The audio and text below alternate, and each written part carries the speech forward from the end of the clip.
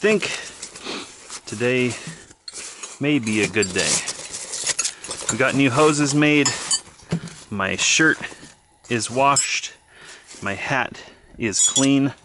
And here's hoping we got the backhoe up and running.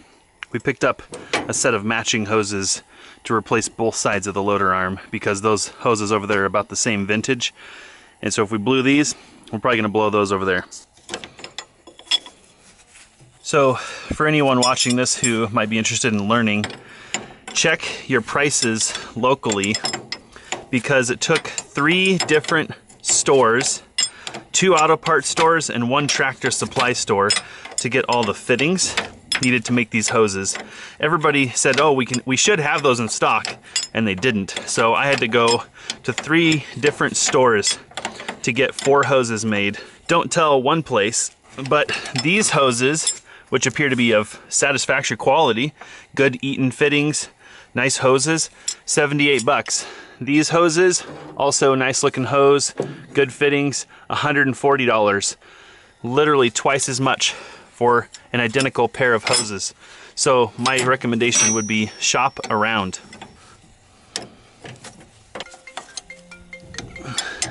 I think to save time, I'm gonna not replace these hoses because they're not broken yet. And so I'm gonna get working. We have hoses on hand, so if one decides to go belly up on us, we'll replace it. And I think having spare hoses, well, makes a lot of sense. We learn that now. And I think we also probably ought to have a spare wheel and a tire just to make changing things out a lot easier. Probably one of the hardest lessons on this journey is that we're trying to bootstrap it, which means paying for things as we go. So wouldn't it be nice to have 3 backhoes laying around you can take parts off of? Wouldn't that be fantastic? But it's like everything we can do to afford one of them. So one of the biggest lessons we've learned on this journey is to make do with what you have and do the very best with what you have. And a lot of the things that we build are built with reclaimed materials or used materials. And so, you know, there's a lot of thinking that has to go into how to make something out of what you already have. We feel like anybody can go buy brand new everything and build things square and level and true. Not completely true, but it's much, much easier. So ran over. The point is you make do with what you have. And while we would love to have extras and spares of everything, it's not practical. So we fix things when they break. Uh-oh, I think that's our engineer calling. Better get on the phone with him. Uh-oh, now the plumber's here. So gotta go talk to the plumber. So our awesome plumbers stopped by and they're gonna help us hopefully try to get the sewer connection made between the house and the septic tank. While it's not an overly complicated task, it's just one more thing that requires bandwidth. And so they're going to give us a quote and hopefully we'll have them do that connection. Just something that we really, really want to have done right. And I think one of the things that Alyssa and I've learned is that bandwidth is limited on a project like this, so you have to pick and choose your battles. And that's a battle that we'd rather leave to our trusty plumbers. And finally, I get to fire the backhoe up, and here's hoping everything works fine. It wasn't leaking a minute ago and I haven't seen any leaks since, so it's time to dig.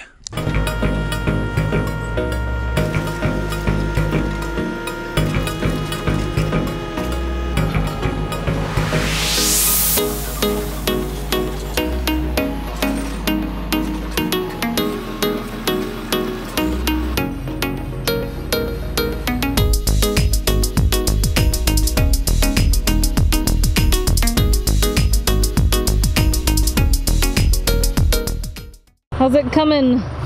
Good. It feels good to get back to digging, man. I feel like we're making some progress today. Crazy morning. Oh man, today's been crazy. Both been on the phone for like 5 hours.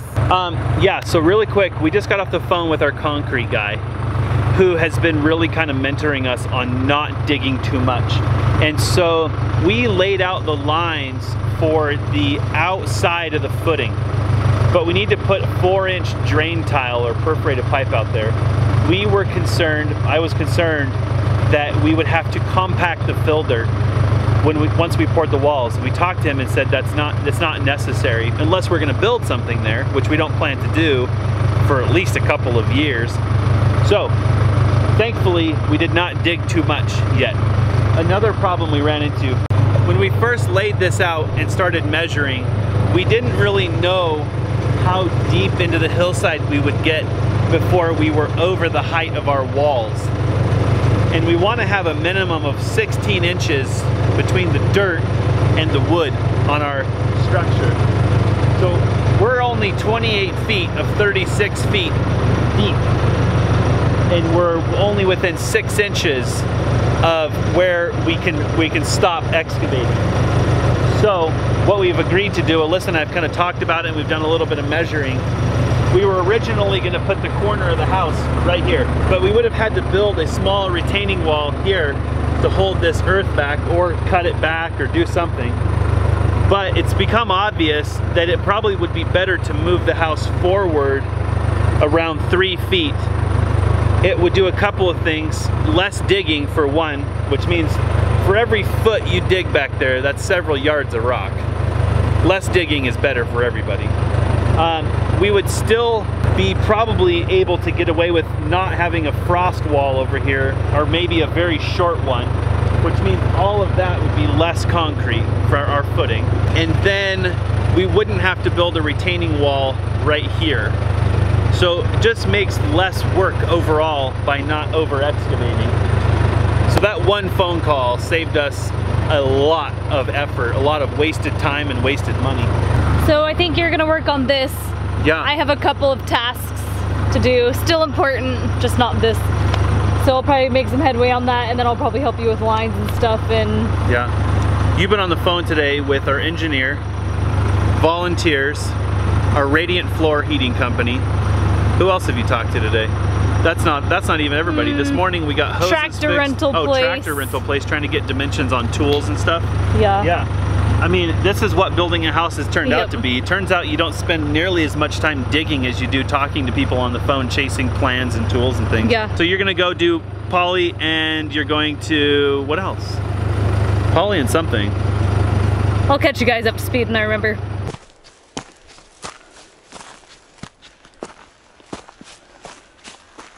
All right, Polly, you and me have a date.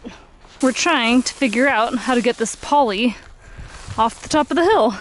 So Jesse managed to wrestle this giant black snake of death, and I'm going to go ahead and wrap it with some saran wrap so that when he picks it up with a backhoe, it doesn't fall apart. That's the theory, at least. We also have some zip ties in case we need them.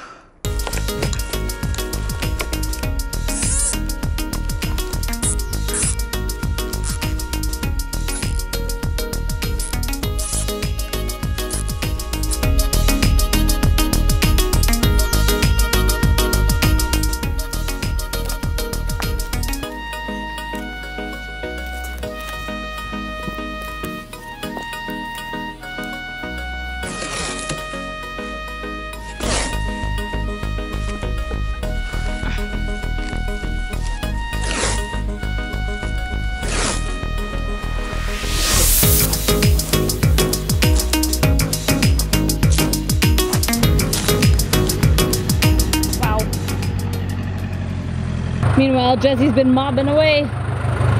So where's the corner gonna be? Well, if we stay at that depth, it'll be right here.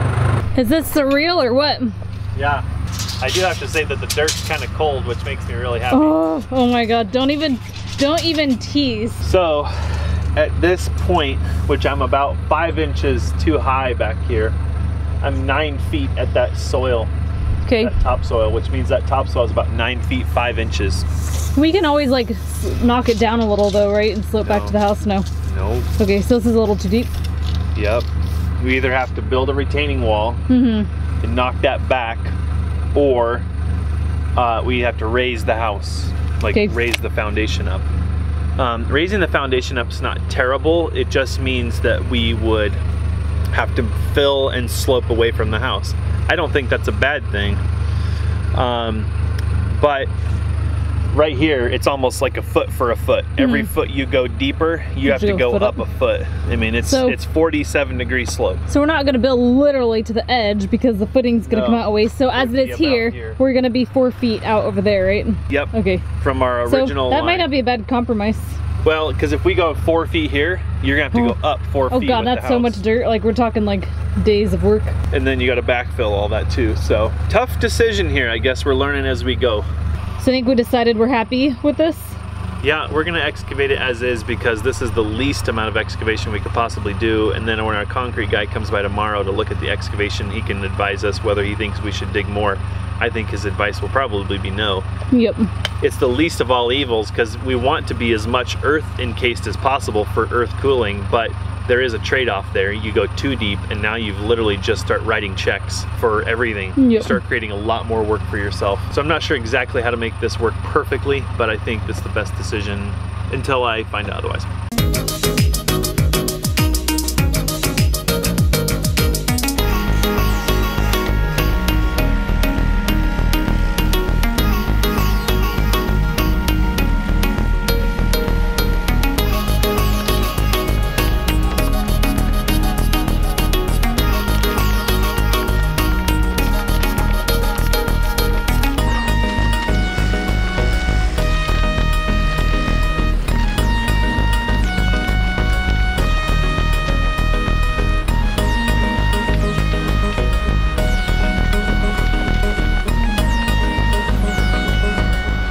So I've learned two really valuable things from Grizzly 3.0. One, don't drop monster rocks on your Grizzly. And that kind of goes with being gentle on it, okay? Like don't beat the snot out of it. Anyway, second thing, having a Grizzly is as important as knowing what to grizzly. Exactly. So I early on tried to grizzly the topsoil, which is full of roots. Yeah. Do not try to filter topsoil. It will clog your grizzly like nobody's biznatch. But if you find some soil, even though it's got a lot of rock in it, that's got clay or sand, things like that, that's premium grizzly material.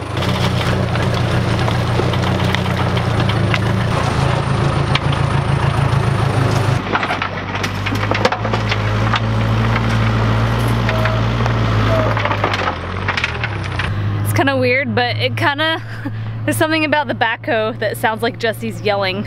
I've heard it before and I've come running outside. I can't even mimic the noise with my mouth. It just sounds like someone's in trouble, but nope, just the backhoe.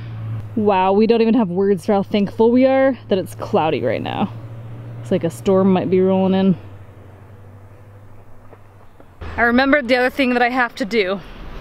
Anchor seal the ends of our logs.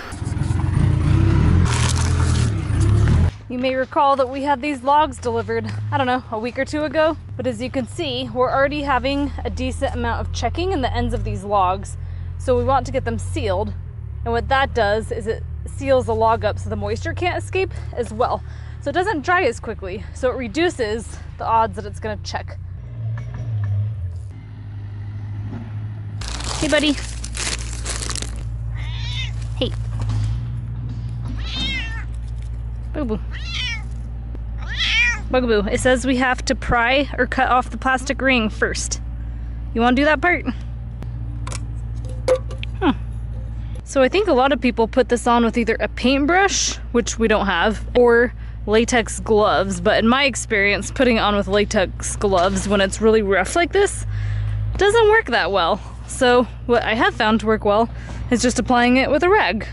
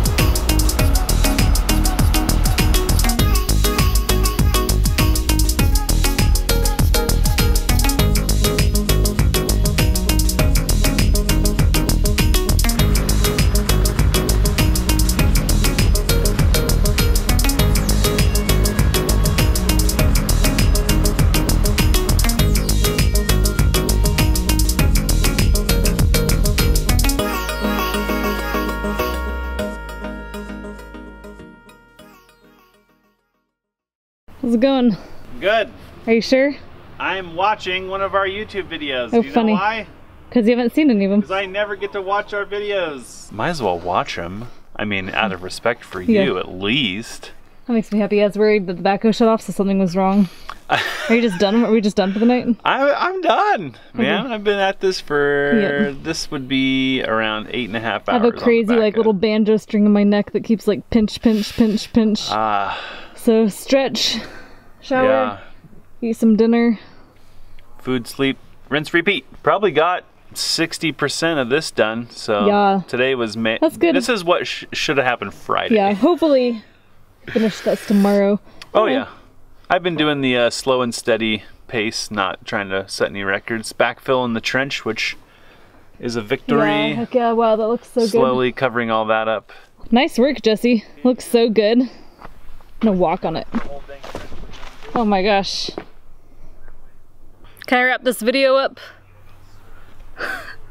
Do what? I said, can I wrap this video up? Please. Okay. Wrap up videos. I don't know. We're done, guys. We'll finish tomorrow. So, after doing half of the log butts, Jesse tells me there's a paintbrush in the truck that he brought home.